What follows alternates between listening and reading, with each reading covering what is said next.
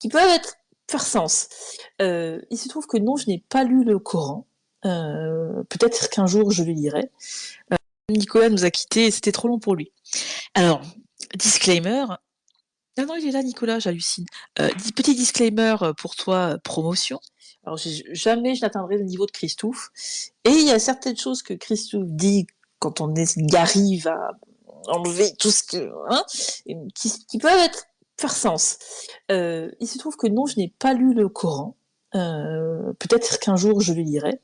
Euh, les extraits que j'ai lus, je n'ai pas vu ce que vous avez vu, ce que vous voyez. En fait, pour être parfaitement honnête avec vous, je comprends l'arabe dialectal, je peux parler le dialogue, pas le marocain, mais algérien.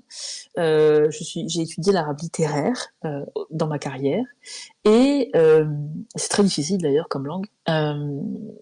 Et moi, dans l'orientalisme et dans la langue arabe, la culture, je dis bien arabe, hein, et donc la religion musulmane, je suis catholique, je n'ai absolument pas vu les monstres que vous voyez. J'ai même vu plutôt l'inverse.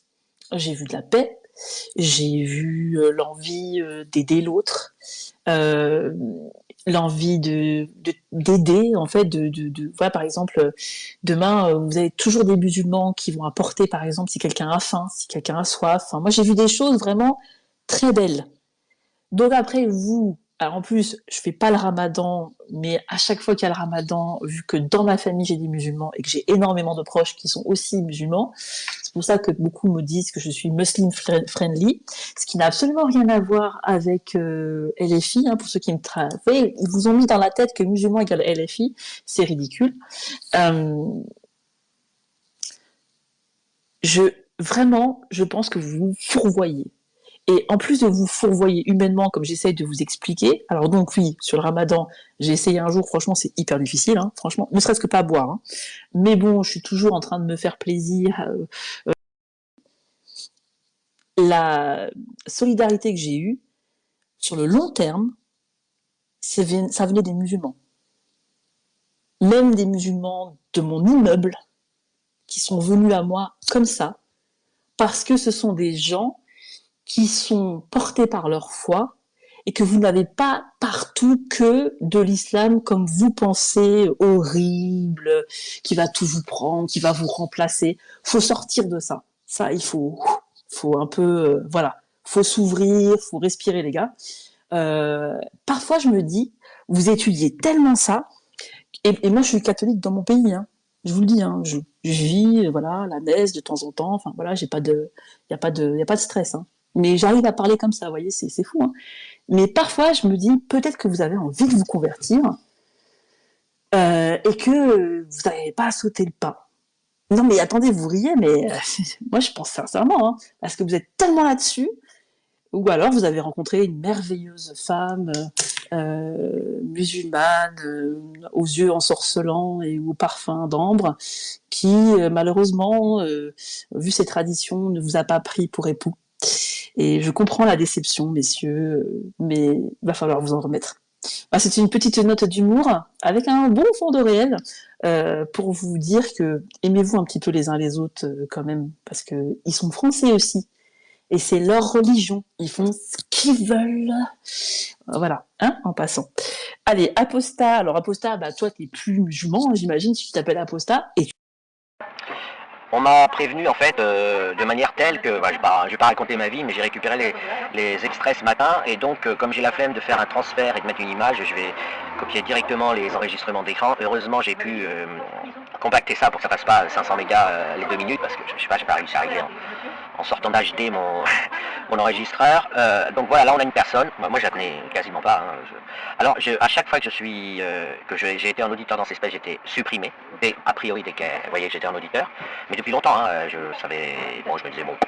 voilà, c'est son truc, ça arrive, il y a plein de spaces extrémistes où je suis supprimé, bon voilà, si je monte dans un space musulman, j'ai même mis une vidéo où à un moment donné l'autre ne veut pas me supprimer, il met 11 minutes à l'en convaincre en disant que je blasphème et tout. Je la connaissais pas, et puis hier j'ai dit tiens, je vais faire l'expérience, donc j'ai branché mon enregistreur et j'ai dit je vais regarder au bout de combien de temps je vais être supprimé, et à ma grande surprise j'ai pas été supprimé en tant qu'auditeur. Mais c'est vrai que je me suis rappelé qu'il est arrivé peut-être 2-3 fois en tout, ça c'est une dizaine de fois, un grand maximum en 2 ans. Par contre à chaque fois que j'ai levé la main, je suis immédiatement supprimé, donc je sais pas. Alors elle fait semblant de donner la parole à tout le monde en fait, hein. Ouais, elle choisit, bon c'est banal, c'est pas la seule, je m'en fous totalement les individus ne comptent que quand ils sont représentatifs d'une tendance.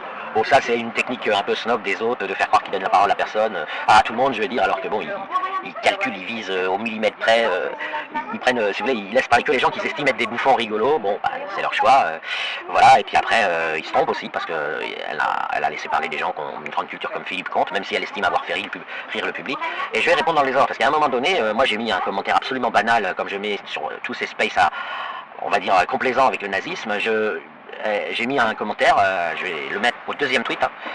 J'ai mis un commentaire et puis c'est là qu'on m'a prévenu mais en différé, donc j'ai pas pu entendre et donc j'ai dû récupérer l'extrait ce matin. Elle s'est mise à crier sur mon pseudo.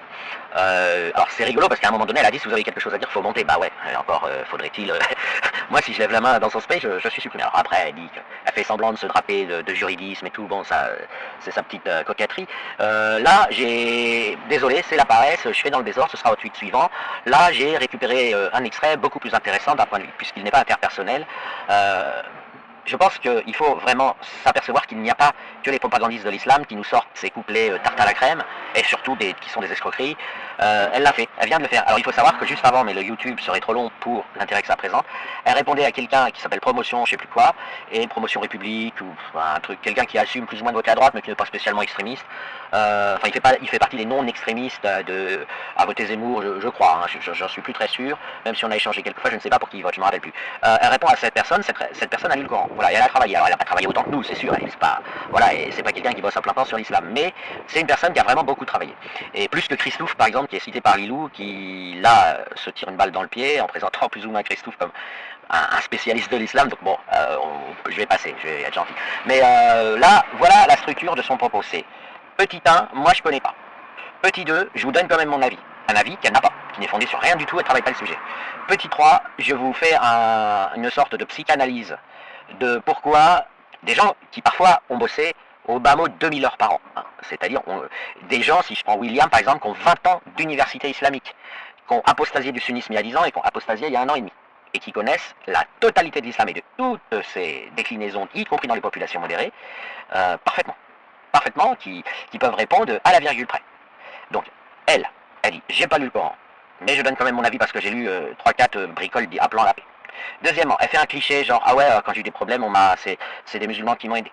Et troisièmement, le troisièmement est super rigolo, elle ressort ce qu'on a enregistré des centaines de fois de la part des gourous de l'islam, et là on parle pas de musulmans modérés qui vont l'aider à porter ses courses, qui ont mis en place ce système de réponse. Si vous critiquez l'islam, c'est que vous avez des raisons personnelles pour le faire. Et elle ouvre un space en me disant, voilà, je suis quelqu'un de sérieux, on va discuter entre personnes qui ont des avis différents. Je pense que ça suffit, d'autant qu'après, l'apostat kafir, qui est donc lui, pour le coup, un parfait spécialiste, a essayé de trouver un discours hyper modéré pour rappeler la réalité sans se faire couper et sans être censuré. C'était donc un exercice très délicat parce que malgré que cette personne prétend laisser parler tout le monde, elle ne laisse parler que des trucs rigolos ou des gens qui vont dans son sens.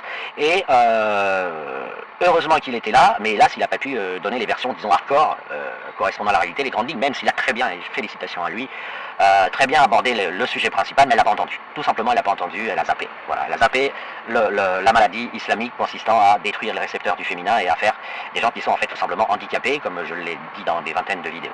Alors, je vais faire un deuxième YouTube pour commenter la réaction à mon tweet, avec des menaces et tout, ce qui montre que méthodologiquement, enfin voilà, elle dit, quelqu'un l'accuse de faire monter petit à petit le paradigme nazi dans son space et elle dit je vais vous poursuivre en justice. C'est du Émeric Caron. Il fait ça tout le temps sur ses tweets, il est ouais demain mon avocat porte plainte. C'est-à-dire que pensez-vous vraiment qu'on va aller décider devant un tribunal si quelque chose est vrai ou faux? Pensez-vous vraiment que si vous faites condamner, je sais pas moi, dans un pays bizarre, vous faites condamner quelqu'un parce qu'il dit que la Terre est ronde, elle va devenir plate? Enfin, voilà, mais je vais faire un autre YouTube pour ça.